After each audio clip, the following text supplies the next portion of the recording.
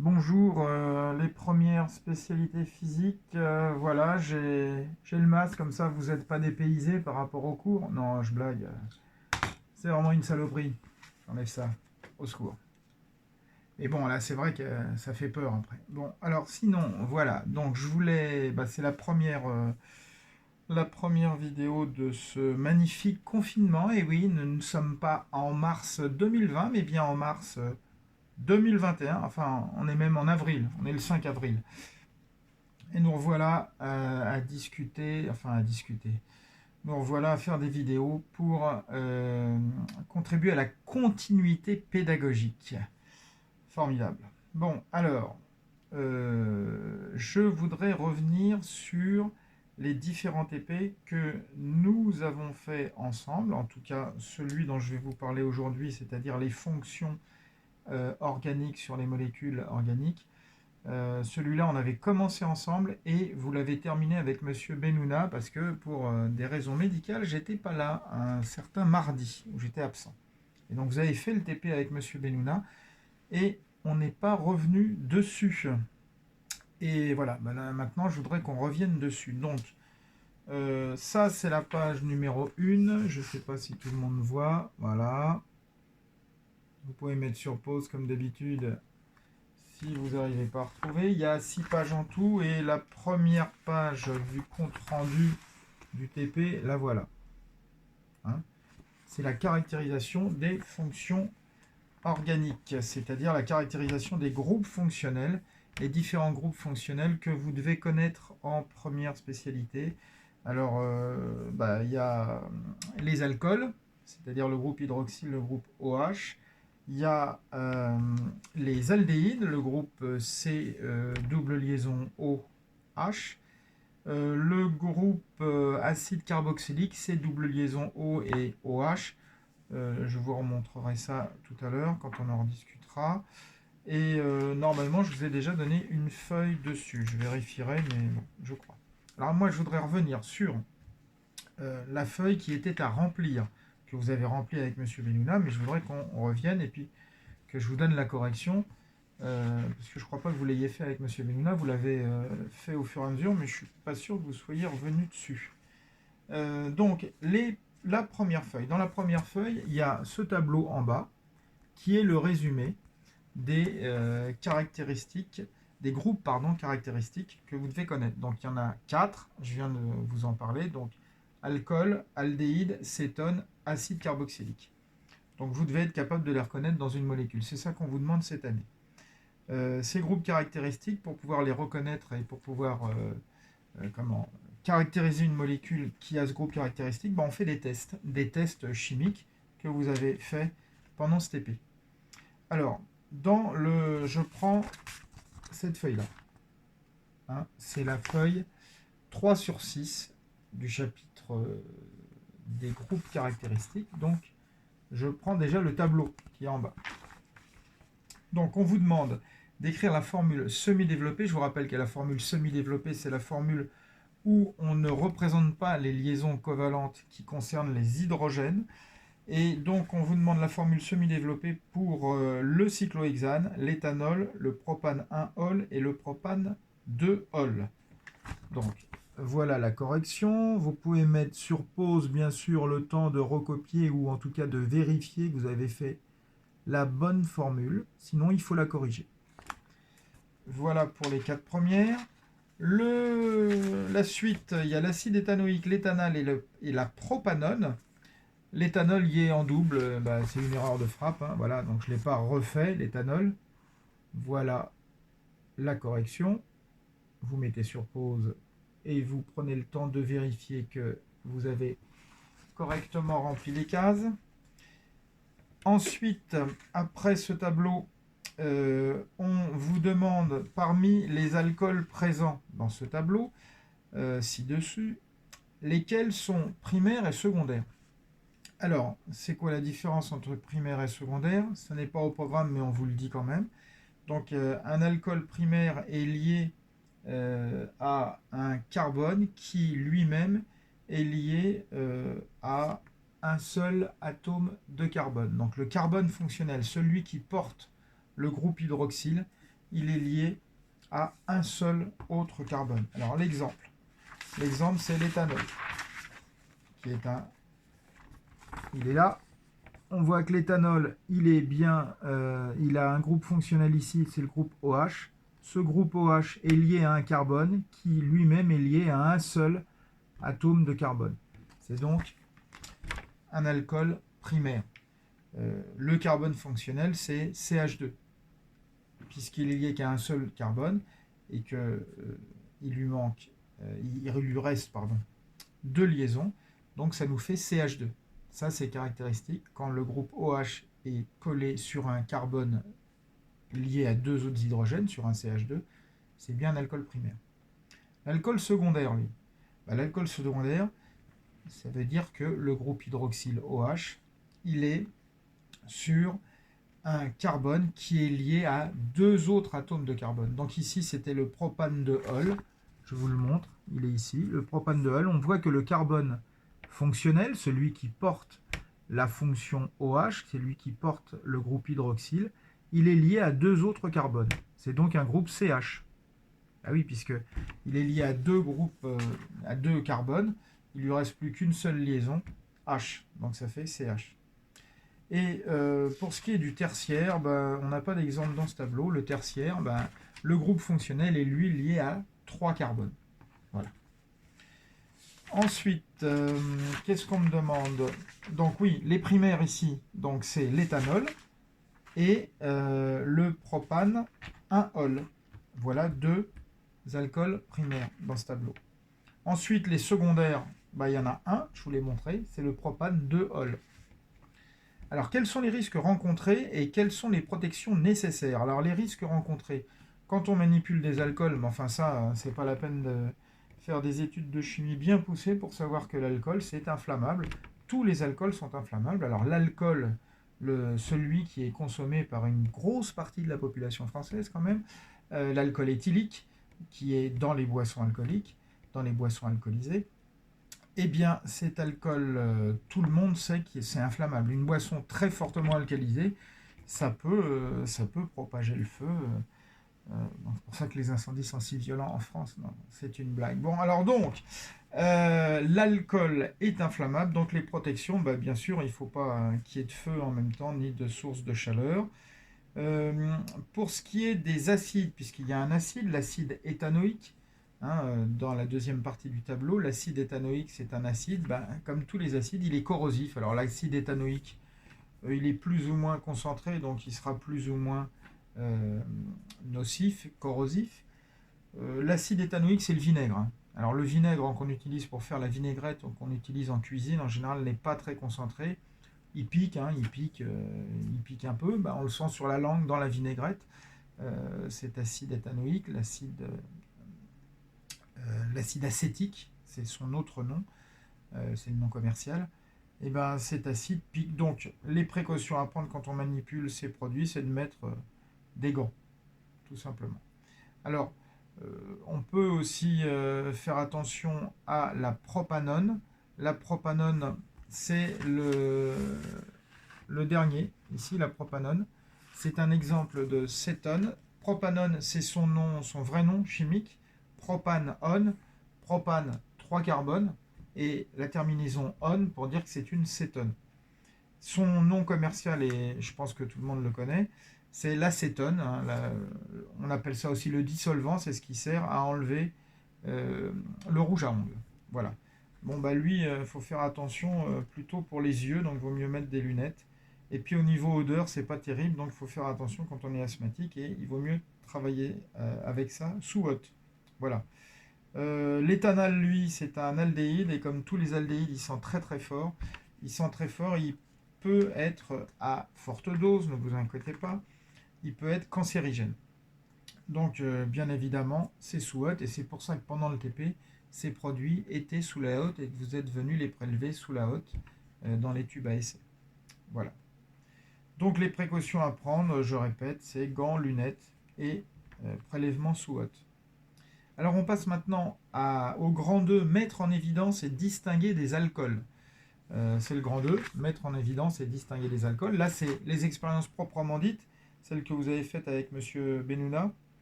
La première expérience, c'est avec le permanganate de potassium acidifié, KMNO4. KMNO4, c'est un produit violet, violet très foncé. Alors, la teinte est bien évidemment proportionnelle à la concentration. Nous, on utilise des produits relativement concentrés en chimie. Il faut savoir que ce produit, il est utilisé dans la vie quotidienne et en particulier en cuisine pour désinfecter toutes les crudités. Alors, vous ne le faites pas à la maison chez vous, bien sûr. On fait ça en collectivité. Quand on utilise, par exemple, on fait de la salade pour beaucoup de gens, ou des carottes, ou des choses comme ça, ben on désinfecte avant de le servir, parce que les crudités, c'est extrêmement dangereux. S'il y a une bactérie dedans, il n'y a aucune cuisson, il n'y a rien, donc la bactérie, elle est prête à bondir sur les convives, et si jamais c'est pas désinfecté, ça fait des dégâts. Donc en collectivité, en général, la salade, par exemple, on la désinfecte avec du permanganate de potassium. On met quelques gouttes de permanganate dans l'eau de rinçage, et ça suffit. Donc, ce permanganate, on le fait réagir sur les différents produits qu'on vous a présentés là. Donc, on fait réagir le permanganate de potassium sur les alcools primaires ou secondaires, sur l'acétone, l'aldéhyde et l'acide carboxylique. On vous demande de faire un schéma des expériences et de noter vos observations. Bon, je l'ai fait pour vous donner la correction. La voilà. J'espère que tout le monde voit. De toute façon, vous n'êtes pas là pour me le dire, comme ça, ça règle le problème. Alors, voilà le petit dessin. C'est pas un dessin bien compliqué, c'est pour fixer un peu les idées. Donc en fait, normalement, l'alcool primaire ou secondaire, c'est-à-dire dans notre exemple, vous avez utilisé du propane 1-ol, du propane 2-ol pour le secondaire et de l'éthanol. Et bien dans les deux cas, le KMNO4 réagit. Et qu'est-ce qui se passe quand il réagit? C'est une réaction d'oxydoréduction. Et puisque le KMNO4, c'est lui qui réagit, et c'est lui qui est coloré au départ, il est très violet. Alors plus exactement, c'est les ions permanganate qui sont colorés, c'est MnO4-. Là, j'ai mis la formule du permanganate de potassium, c'est d'un seul trait KMnO4, c'est la formule du cristal ionique, c'est-à-dire en fait ça se présente sous forme de petits cristaux, de petits grains comme des grains de sel, mais violets, puisque c'est violet. Et ce qui est violet là-dedans, c'est les ions MnO4-. Et les ions MnO4- réagissent avec l'alcool primaire ou secondaire, et ils donnent autre chose, et ils ne sont plus colorés une fois la réaction d'oxydoréduction qui a lieu avec les alcools, et donc la fameuse coloration violette, normalement, disparaît. Donc il y a une décoloration. Donc, quand ça réagit avec l'alcool primaire ou secondaire, le KMNO4 réagit et il n'y a plus la couleur violette. Par contre, pour les cétones, l'aldéhyde et l'acide carboxylique, il ne se passe rien et la solution reste violette, et on peut dire que ça ne fonctionne pas. Alors, que permet de mettre en évidence ce test? C'est la question juste après le petit schéma. Et ce test, il permet de caractériser la présence d'alcool primaire ou secondaire. Il faut noter, et là on n'en avait pas d'alcool tertiaire, mais il faut noter que les alcools tertiaires, eux, ne réagissent pas. Donc si vous mettez du permanganate avec un alcool et que ça ne réagit pas, alors du permanganate acidifié, attention, si ce permanganate acidifié ne réagit pas avec l'alcool en question, c'est que c'est forcément un alcool tertiaire. Alors, on passe à la page 5 sur 6 et on passe au grand 2, c'est mettre en évidence et distinguer les aldéhydes et les cétones. Voilà le titre. D'accord? Alors, petit 1, le test à la DNPH, la dinitrophénylhydrazine. Alors, qu'est-ce que c'est que ce truc, la DNPH? C'est tout simplement un réactif qui va permettre de mettre en évidence la présence d'un groupe carbonyle. Qu'est-ce que c'est qu'un groupe carbonyle? Un groupe carbonyle, c'est un groupe, c'est celui-là, voilà, C double liaison O. Alors, ce groupe C double liaison O, on le trouve dans les molécules cétones et dans les aldéhydes. La DNPH réagit avec les deux. Alors, comment réagit la DNPH? Rien de plus simple. on vous demande là aussi de faire un petit schéma, et je l'ai complété pour un peu fixer les idées aussi. Eh bien, la DNPH, on verse la DNPH dans le tube à essai, on rajoute un petit millilitre du produit à tester, et si le test est positif, on voit apparaître un précipité jaune-orangé dans le tube. Alors, qu'est-ce que c'est qu'un précipité? Je vous le rappelle pour ceux qui ont oublié, c'est un solide qui apparaît dans un liquide. Donc, on a un solide jaune-orangé qui apparaît, c'est instantané, ça marche très bien quand on respecte l'ordre. Cette DNPH réagit avec les cétones et les aldéhydes, les deux. Et j'ai fait un petit schéma pour résumer ça. Voilà la correction. J'espère que c'est visible. Voilà, on peut mettre sur pause comme d'hab, le temps de copier la correction du schéma. Vous avez même y compris la réponse en dessous à la question suivante. Donc, qu'est-ce qu'on résume sur ce schéma? On dit que l'ADN-pH réagit uniquement avec les cétones et les aldéhydes, qui est un précipité jaune-orange, donc ça veut dire que c'est positif, le test est positif. Par contre, ça ne réagit ni avec les alcools, ni avec l'acide carboxylique. Il ne se passe rien. La solution, l'ADN-pH est jaune-orange, mais il n'y a pas de précipité qui apparaît, donc il ne se passe rien. Alors, il y a une petite question en dessous le schéma. Que permet de mettre en évidence ce test? Eh bien, le test de l'ADN-pH permet de mettre en évidence la présence d'un groupe carbonyle, c'est-à-dire la présence d'une molécule, d'une cétone ou d'une aldéhyde. Enfin, d'une cétone ou d'un aldéhyde, parce que cétone, c'est féminin, et aldéhyde, c'est masculin. Ne me demandez pas pourquoi, j'en ai aucune idée. Voilà, donc, l'ADN-pH permet de savoir qu'on a affaire à une cétone ou un aldéhyde. Alors, attention, pour faire la différence entre les deux, il va falloir utiliser un deuxième test pour faire la différence entre les aldéhydes et les cétones. Je vous rappelle que une cétone, on a le groupe carbonylé qui est ici, pour les cétones, qui est au milieu de la chaîne, et pour les aldéhydes, le groupe carbonylé, il est en bout de chaîne. Donc ça veut dire qu'il y a un H ici à côté de la double liaison CO. D'accord? Donc la position de cette double liaison CO va donner le nom de l'aldéhyde ou de l'acétone.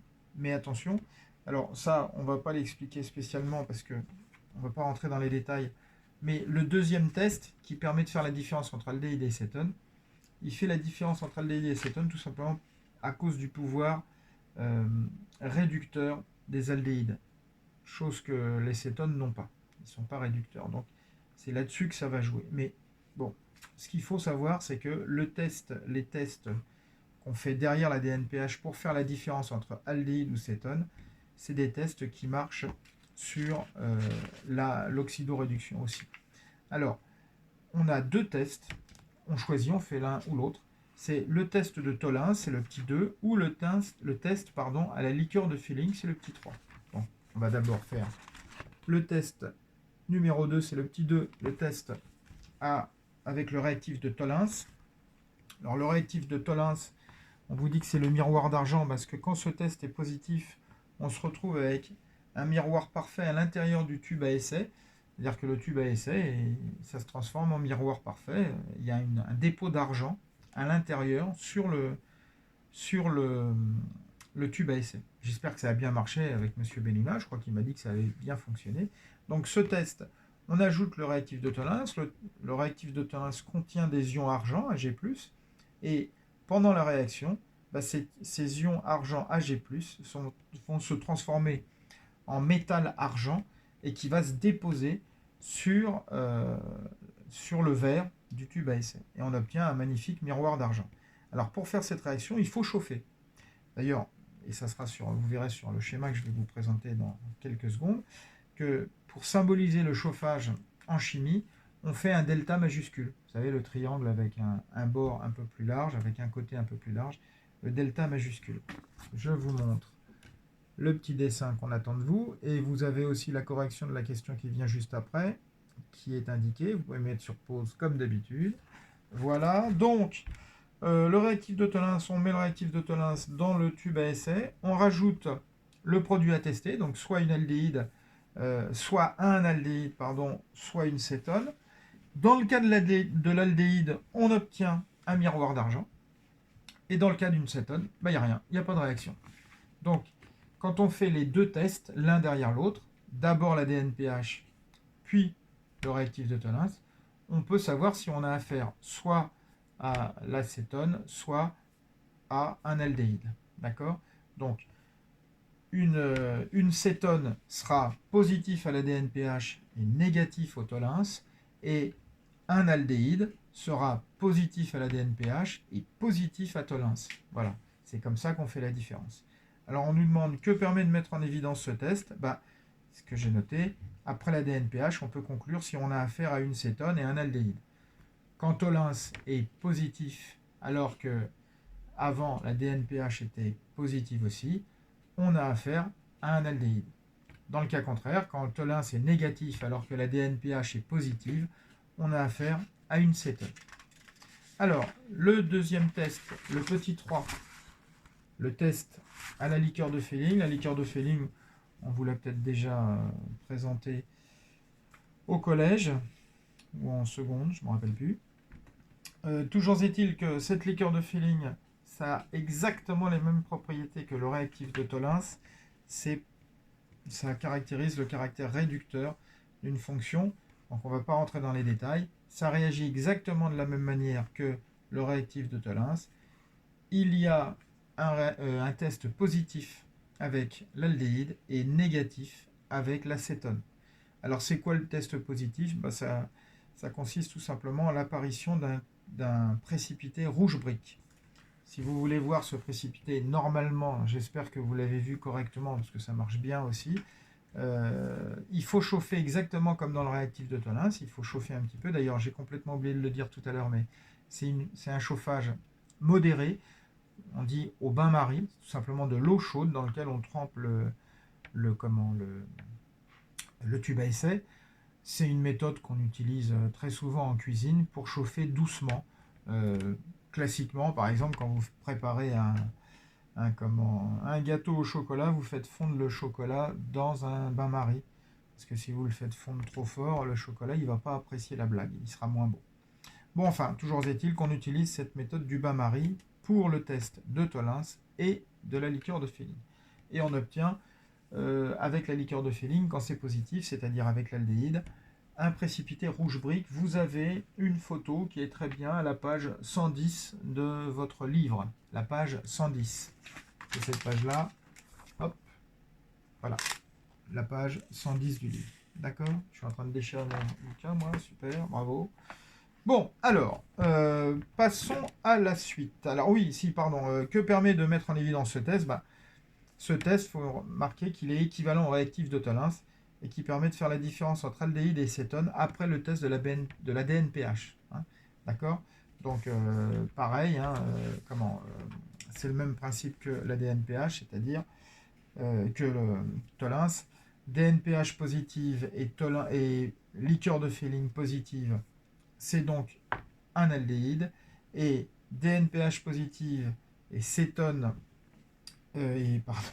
liqueur de Fehling négatif, c'est une cétone. Alors, grand 3, mettre en évidence les acides carboxyliques. Donc, les acides carboxyliques, c'est pratique.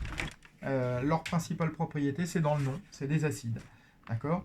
Vous avez travaillé pendant le TP avec l'acide éthanoïque, je vous ai déjà dit, c'est l'acide acétique. C'est le vinaigre, tout bêtement. Donc le vinaigre, comme son nom l'indique, vin aigre. Vin aigre, pourquoi? Parce qu'il est acide. Et pourquoi il est devenu acide, ce vin aigre, ce vinaigre? C'est tout simplement du vin avec de l'alcool dedans, avec l'éthanol.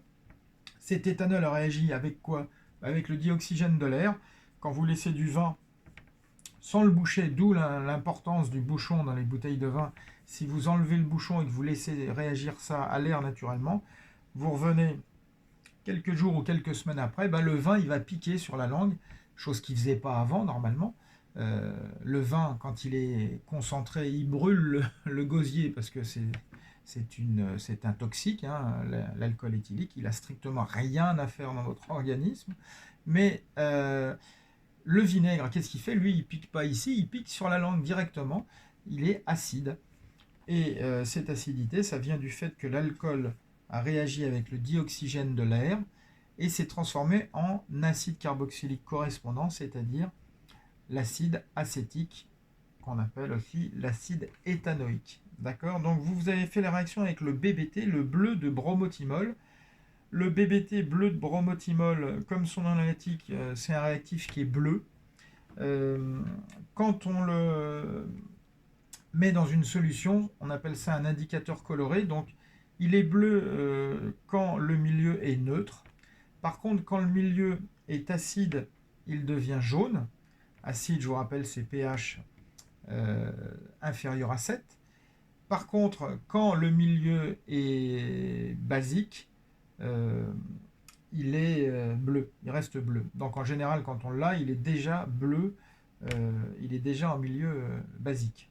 Donc quand on le met dans la solution, il devient, s'il reste bleu, ça veut dire que la solution est basique. Basique, ça veut dire que c'est supérieur à 7, jusqu'à 14. Et le BBT vert, c'est quand il est entre les deux, c'est-à-dire quand la solution est neutre, quand le pH est autour de 7. Donc ici, nous, ce qu'on veut, c'est tester la présence d'un acide carboxylique. Acide carboxylique dit acide, donc dit pH inférieur à 7. Donc quand on met du BBT dans une solution contenant un acide carboxylique, ça devient jaune et le test, ça veut dire qu'il est positif. S'il ne se passe rien, s'il reste bleu, eh ben, ça veut dire qu'il n'y a pas d'acide carboxylique. Je vous propose la feuille, elle est là, voilà. Alors comme je l'ai indiqué, bah, avec l'éthanol et l'éthanal, il ne se passe rien, donc ça veut dire que ce n'est pas un acide carboxylique, ça reste bleu. On me demande que permet de mettre en évidence ce test. Bah, le BBT, il permet de mettre en évidence les acides carboxyliques. Quand c'est positif, ça devient jaune. Voilà, c'était la dernière question de ce TP. Je crois que je n'oublie rien. Les deux premières feuilles, on avait eu le temps quand même d'en discuter ensemble avec les consignes de sécurité, les pictogrammes, etc. Voilà, c'est principalement un TP pour se familiariser avec ces tests de reconnaissance des différents groupes caractéristiques, de ces 4 groupes caractéristiques que vous devez apprendre et savoir reconnaître dans une formule, que ça soit développée, semi-développée ou topologique, pour connaître ces 4, les 4, je vous les rappelle. Voilà les 4 groupes caractéristiques que vous devez connaître par cœur. Voilà. Je vous souhaite une bonne soirée. Alors, on avait cours normalement le mardi 6 avril. J'enregistre cette vidéo la veille. Le lundi de Pâques, parce qu'en fait, j'ai pas eu le temps d'aller chasser les œufs, donc j'avais du temps de libre, donc j'ai pu faire cette vidéo. Et je vous fais une deuxième vidéo, puisqu'on a quand même un cours de 2 heures. Alors là, c'est une vidéo d'un peu plus en gros une demi-heure, ce qui est un peu normal, puisque ce qu'on a le temps de traiter en cours en 55 minutes, on va beaucoup plus vite avec une vidéo de ce style, puisqu'il n'y a aucune interruption des élèves, puisqu'ils sont derrière leur écran d'ordinateur ou de portable. Attention, vous êtes en train de vous endormir, vous êtes dans votre lit? Non, j'espère pas quand même. Essayez de vous habiller et d'être un peu digne et de vous asseoir à votre bureau pour regarder cette magnifique vidéo de Monsieur Thébault. Voilà. Bon, enfin, tout ça pour dire que je vous fais une deuxième vidéo sur un deuxième TP, ce qui nous occupera encore une petite demi-heure pour le corriger et pour revenir toujours sur le thème de la chimie organique. Voilà, et là, je pense qu'on en aura assez pour le mardi. Je vous mettrai aussi des petits raccourcis, des liens sur Pronote. Et jeudi prochain, le jeudi combien? Donc le jeudi 8 avril, on sera encore en distanciel, ça ne sera pas encore les vacances. Je vous referai d'autres vidéos pour continuer sur ce cours de chimie organique et continuer et revenir sur les différents TP sur lesquels on n'a pas eu le temps de revenir. Donc en gros, Il y a le TP sur la combustion, c'est le dernier TP qu'on a fait. D'ailleurs, j'avais déjà fait une vidéo sur ce TP, mais on reviendra dessus sur l'exploitation du TP et aussi sur la synthèse de l'arôme de banane, hein, l'acétate d'isoamyle. Voilà. Eh bien, à bientôt. Au revoir.